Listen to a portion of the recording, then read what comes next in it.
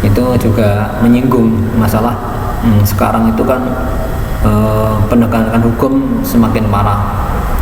Bahkan temennya ya, ada beberapa anggotanya itu yang juga ikut ditangkap karena mungkin dianggap berbahaya atau mungkin dianggap tidak mendukung pemerintah atau berseberangan ya.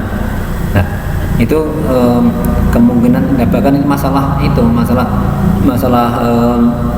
omnibus law ya, cipta kerja dan sebagainya itu kan dikritisi sama anggota kami, tapi ternyata sampai sekarang itu dia sudah keluar tapi malah balik lagi.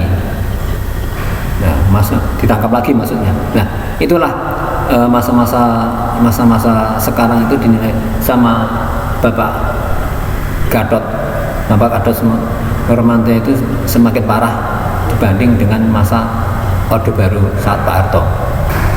Nah, untuk itu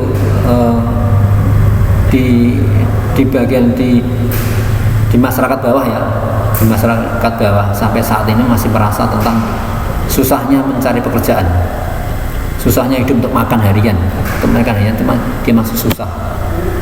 Ya, itulah yang disorotin salah satunya oleh Pak Harto, oleh Pak Gatot Nurmantio. Maka dari itu Pak Gatot ini menyoroti tentang keadaan yang sesungguhnya apa yang terjadi di masyarakat. Nah, sebetulnya kalau kita mau jujur, masalah COVID juga diperdagangkan ya, intinya harganya obatnya itu kan berbeda-beda juga jumlahnya, yang kena virus sama yang tidak ya. Itu dari pusat sama daerah itu berbeda juga jumlahnya.